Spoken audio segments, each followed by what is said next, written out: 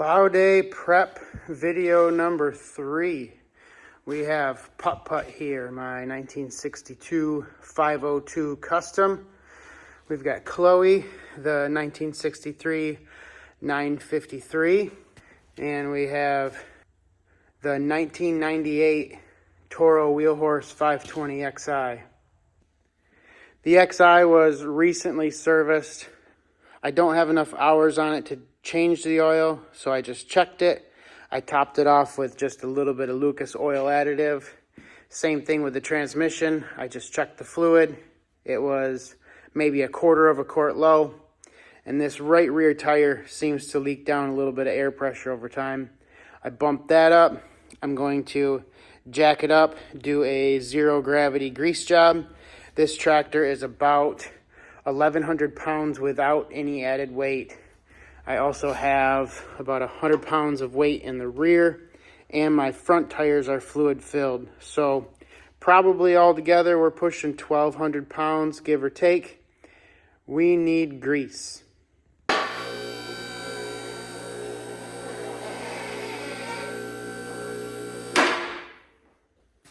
Now this front axle, before I get to work, this front axle is out front, and when it's not in a straight line, the axle pivot here is always under stress.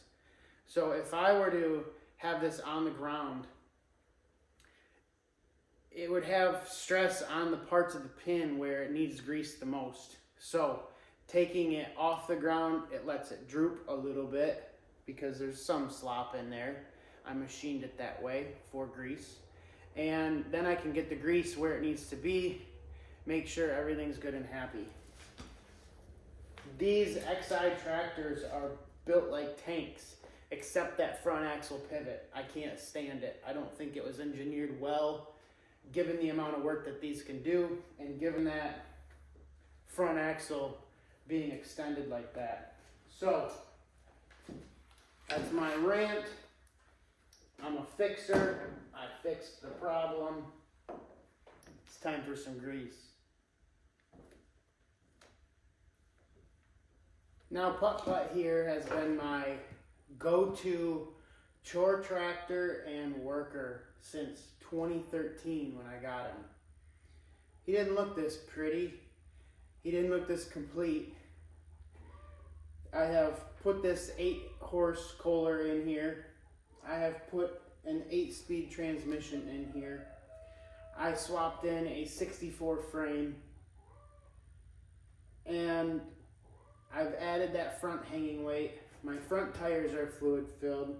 My rear tires have usually always been fluid filled and had weights bolted on. And I have pulled 10 and 12-inch plows with this thing with a manual lift for many, many plow days. It's time for a kind of easy life. We smoke a little bit when we fire up. We're a little bit worn. So an 8-inch plow is all Putt Putt's gonna pull from now on. I know Putt Putt can pull bigger, but there's really no reason to work so hard when I have bigger tractors to pull bigger plows. So we're just gonna do a grease job. We're gonna do an oil change. I don't know how long it's been since I've been in this transmission. So maybe we'll do a transmission drain and refill, and we'll be good to go.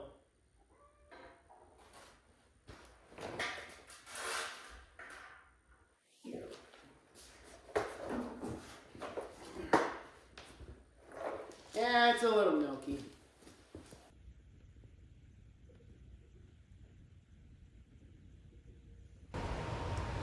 Now these transmissions have a hump cast into the bottom of them.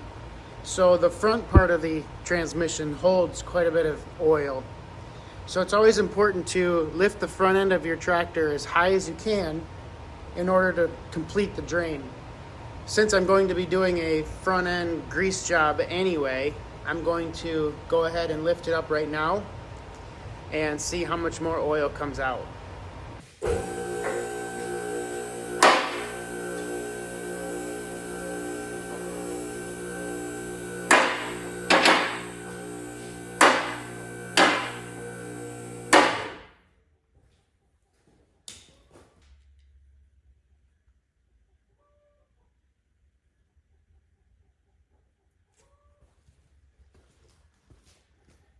You know, at least it was still full. That's good. It had a ton of oil in it. Now we can probably let this transmission drain all day long, but as soon as I get done with the grease job, I'm gonna say it's good enough. I'll stick the plug back in and top it off.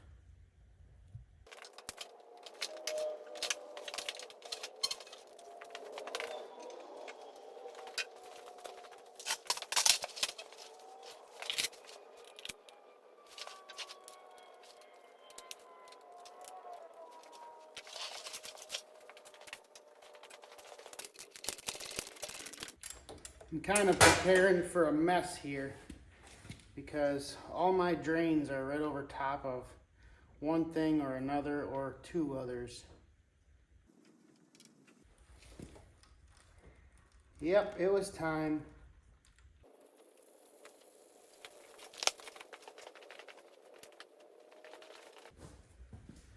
Now while this finishes draining, it's almost done. I will point out something I found while I was greasing this, other than the fact that this is a dirty, dirty machine. See, when I steer this, I can watch my fan gear here move forward or backward. And that is a perfect way to strip these teeth out.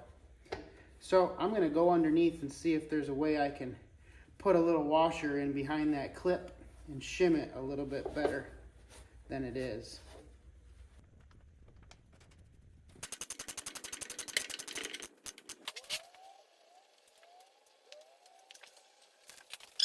I managed to get another heavy washer in there and change out some of my shims. I got that good and tight. I am ready to add some engine oil, transmission oil, and send this one down the road.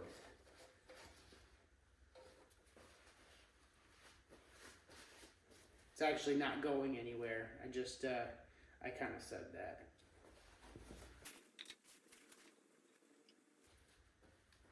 I can't actually recall if this takes 1.5 or 2 quarts.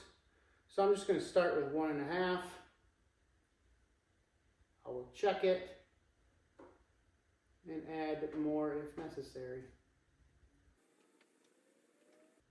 I'm running 1540 in this engine today.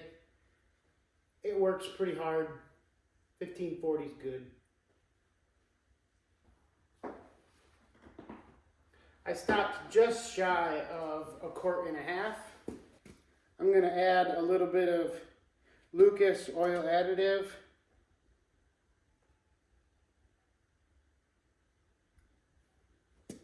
I think this does a wonderful job just making sure oil stays where it needs to stay and adding lubricity where things need to be slickery. For my rear axle, I'm going to go with some Redline synthetic shock-proof. Now let's talk oil levels and dipsticks. I guess I'm going to err on the side of a little bit too much oil. I have always been taught to just set the threads at the top. So I will just go in, I will dip and come out and read. I'm still a little bit high. Hopefully I don't smoke too much. If I start smoking too much, I'll pull a little bit of oil out of that.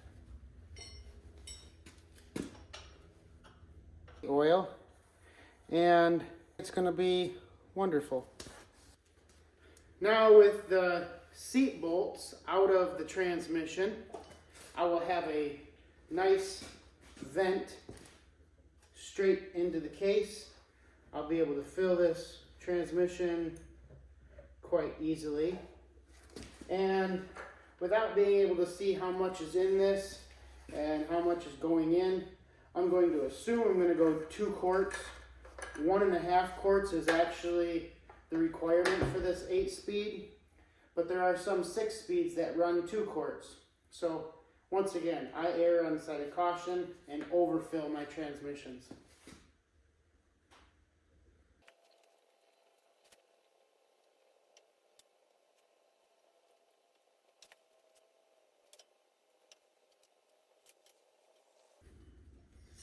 Now, being slightly customized with an 8-speed transmission, I had to shorten this dipstick.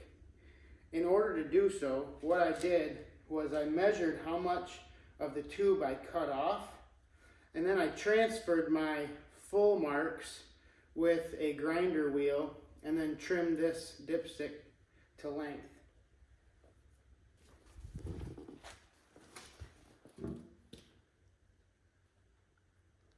That is red, red, red oil. I added a couple glugs of this oil stabilizer to the transmission, and it's topped off, ready for the seat, ready for the hood, ready to go. Up next and last is Chloe, this 953. Now Chloe sometimes runs a little rich, and sometimes, I mean pretty much always. She gives a little bit of a black smoke, and I think sometimes the plug just fouls out. So Chloe is not starting or running right now. And this is the second one I have that has hydraulic lift for the plow day. So this is very user friendly. I want to get this one going just to have as a house tractor, and we have to get some good spark. We got to make sure we got a good charged battery, so on and so forth. So time to work on Chloe, the 1963 Wheel Horse 953. Now, one cool thing about these 953 tractors is that they came with an oil bath air cleaner, very similar to the oil bath air cleaner that was on the Ride Away Senior I tuned up the other day. I'm going to pop this apart.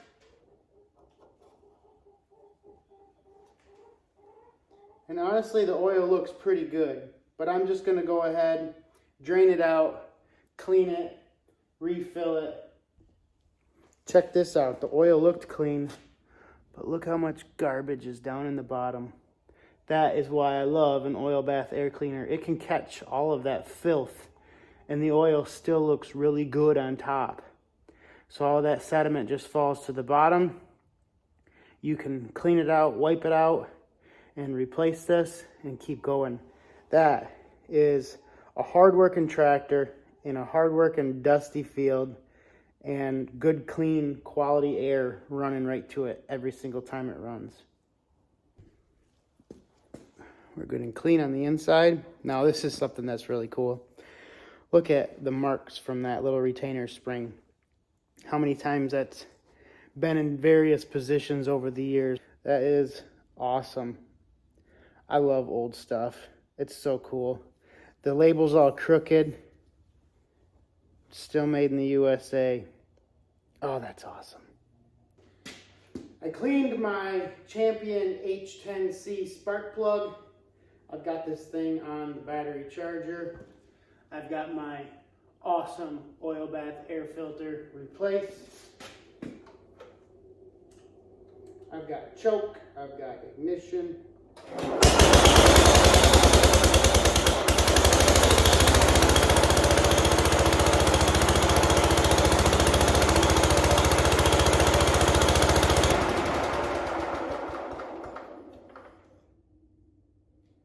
I'm going to let that battery charge up for a little while. I think the last time I ran this, I verified that the hydraulic pump was full. I don't have any leaks underneath it. I'm good to go there. Same with the transmission. I'm good to go. I just recently did a service on that. And so now it's time to just do my last little things, make sure the engine oil is clean and full. And then I'll see you in the little test and tune plowing field with these three amazing wheel horse machines. I did not even need to warm this up to know I needed to change the oil. It is very thin on the dipstick. So let's see if I can do this without making a mess. Oh, good. Oh, good. Came right out.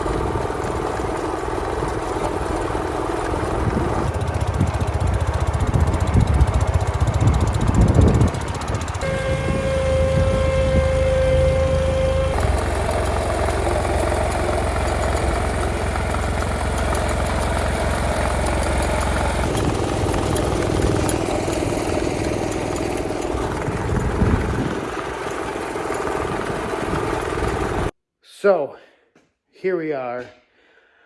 We got all the tractors ready for plow day. We need to clean up some shop. We need to get ready for people to come work and play and eat and have fun. I'm going to try to do a YouTube live at the plow day event. We'll see how the weather goes. We'll see if I can get the drone up in the air. Maybe get some good videos. We'll see.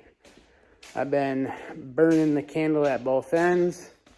It is time to close up shop, get some shut-eye. We'll see you at plow day.